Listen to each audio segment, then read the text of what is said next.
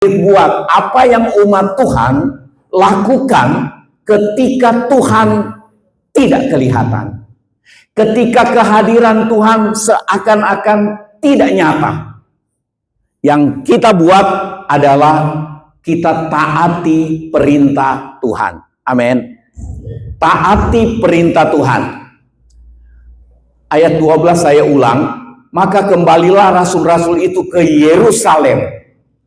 Jadi setelah Tuhan Yesus naik ke surga, tindakan dari rasul-rasul adalah kembali ke Yerusalem. Karena itu perintah. Pasal 1 ayat 4, pada suatu hari ketika ia atau Tuhan Yesus makan bersama-sama dengan murid-murid, ia melarang mereka meninggalkan Yerusalem. Jadi Tuhan Yesus pesan ke murid-murid, jangan tinggalkan Yerusalem sebelum kamu dilengkapi dengan kuasa dari tempat tinggi. Ini pesan. Dan murid-murid taat. Kiranya kita semua jadi orang yang taati perintah, pesan dari Tuhan. Amin. Kita taati walaupun kita punya doa mohon kesembuhan belum terjadi. Kita punya doa mohon pemulihan belum terjadi. Kita punya doa mohon kecukupan tetap kekurangan. Seakan-akan Tuhan tidak berbuat apa-apa. Tidak kelihatan tanda-tanda perbuatan Tuhan. Tidak kelihatan kehadiran Tuhan. Tapi kita mau belajar untuk tetap taat. Amin. Tetap taat.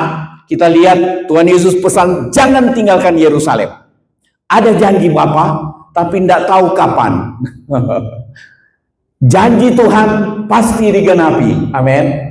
Pasti digenapi, tetapi persoalannya kita taat, tunggu di tempat yang Tuhan tentukan.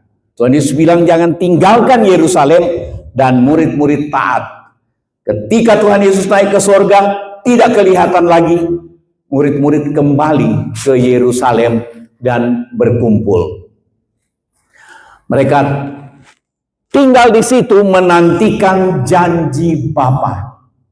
Kalau saudara dan saya ingin alami kegenapan janji Tuhan, kita perlu taat. Memang taat itu tidak terlalu mudah. Banyak kali kita ketika kita rasa kok terlalu lambat pertolongan Tuhan datang, kita jadi tidak taat. Ada banyak firman yang kita tahu yang mendatangkan kebaikan, keuntungan, keberkatan buat kita. Kita tidak lakukan, kita tidak taati. Kenapa? Karena kita jadi tawar hati. Sudah lama tidak kelihatan, tidak terasa kehadiran Tuhan. Kalau dulu saya baru doa, sudah dijawab. Sekarang kok enggak? Jadi seperti Tuhan tidak kelihatan. Seperti kuasa Tuhan, kehadiran Tuhan, pertolongan Tuhan sudah seperti tidak nyata. Kita perlu taat karena janji Tuhan tetap digenapi. Kita perlu taat. Amin. Puji Tuhan. Nah, yang kedua mereka lakukan adalah bersekutu dalam doa. Bersekutu dalam doa. Kita lihat ini.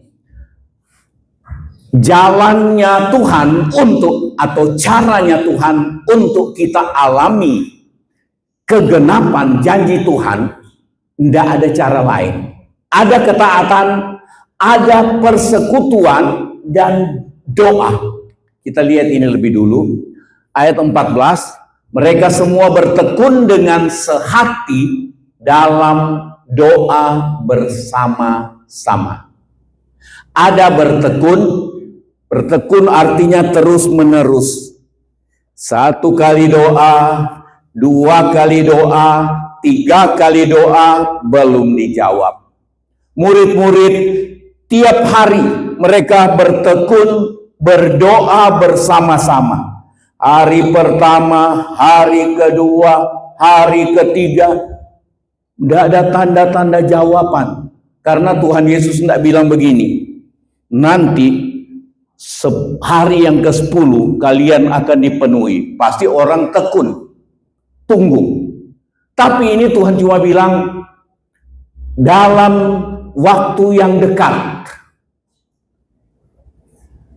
aku akan mencurahkan Roh Kudus yang dijanjikan Bapa itu.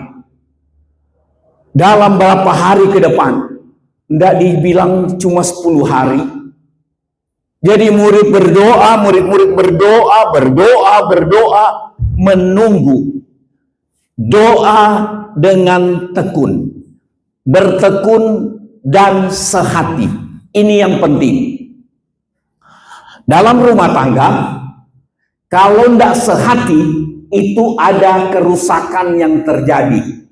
Kerusakan hati, kerusakan hubungan, kerusakan usaha seringkali karena tidak sehati. Ada tidak sehati, entah suami istri atau orang tua dengan anak, itu akan terjadi kerusakan di dalam rumah tangga. Di tengah jemaat pekerjaan Tuhan, kalau tidak ada sehati, kacau balau. Pelayanan akan kacau balau.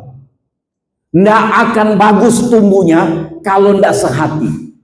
Memang tidak terlalu mudah untuk ajak orang jadi sehati. Tapi kita harus ingat bahwa untuk sehati di tengah-tengah kita berjemaat ini, itu perintah Tuhan. Bukan perintah gembala.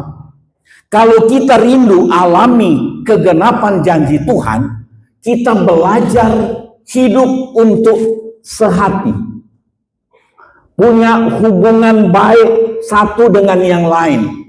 Sehati ini bisa saling memperhatikan. Saudara lihat, kayaknya minggu lalu si itu tidak datang. Kenapa ya? Saling memperhatikan.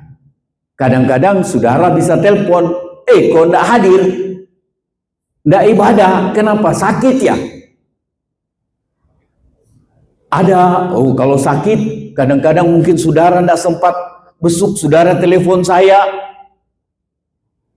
Bapak Gembala, itu ada domba yang sakit. Bukan domba, ada jemaat yang sakit. Ada kesehatian, ada kerjasama, gampang diajak kerjasama. Itu sehati. Nah, ada tekun dengan sehati dalam doa bersama-sama. Berkali-kali saya bilang, doa bersama-sama itu rancangan Tuhan, jalan Tuhan untuk datangnya janji Tuhan digenapi. Banyak kali kita tidak alami kegenapan janji Tuhan karena kita rasa saya doa sendirian lebih enak. Memang karena kita tidak terganggu dengan orang lain. Tetapi orang yang diikat oleh kasih, dia sehati, dia akan mampu dan mau berdoa bersama-sama dengan orang yang punya kekurangan 1, 2, 3, 4, 10 di sekitar dia. Kerelaan menerima satu dengan yang lain, itu persekutuan. Itu kesehatian. Jadi doa bersama itu Tuhan akan bedakan dengan doa sendiri. Doa sendiri penting, tetapi dalam kebersamaan, doa bersama itu Tuhan perhitungkan lain. Tuhan perhitungkan lain.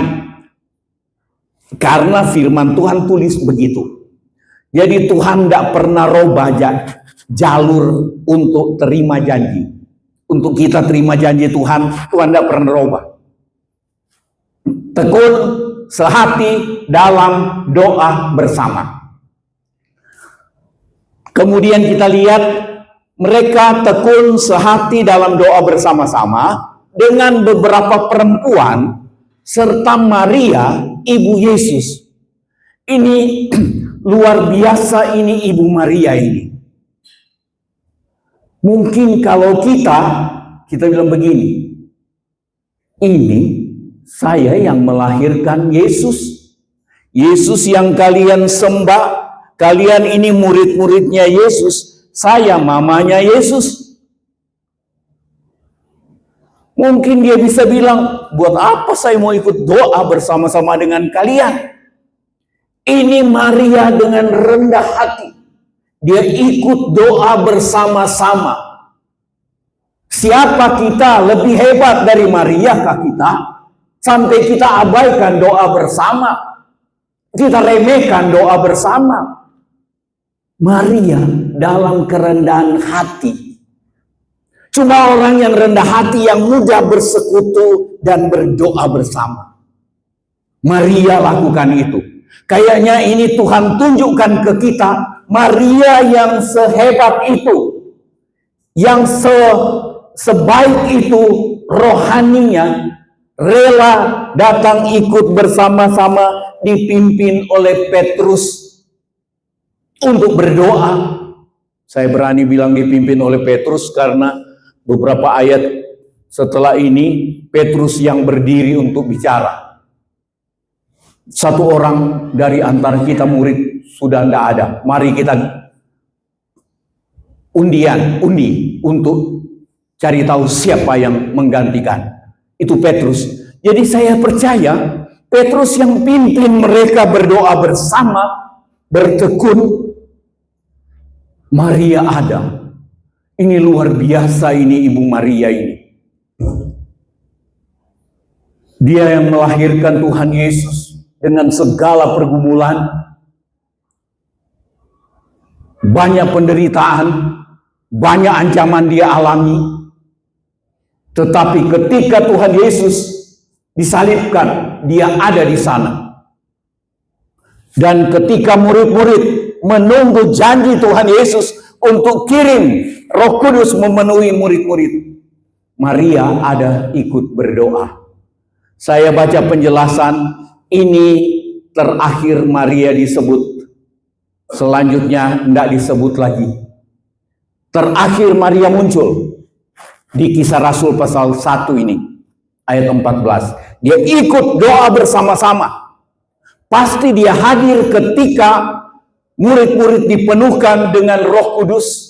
120 orang, saya rasa satu di antaranya adalah Maria. Mereka penuh dengan Roh Kudus. Maria dalam kerendahan hati, dia hadir bersama dengan murid-murid ketika murid-murid tekun sehati berdoa bersama-sama.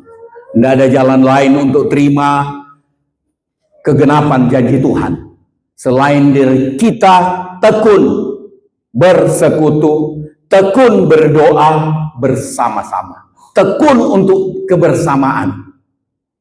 Memang tidak mudah, karena firman Tuhan bilang katanya besi menajamkan besi waktu digesek-gesek, dan manusia ditajamkan oleh sesama. Beda kelakuan, beda sikap, beda karakter kita semua untuk jadi satu, bersekutu, untuk sehati itu tidak mudah. Tetapi firman menuntun kita untuk sehati, untuk doa bersama-sama, untuk rela rendah hati seperti Maria, dan kita bersama-sama sukacita karena alami janji Tuhan digenapi dalam hidup kita masing-masing.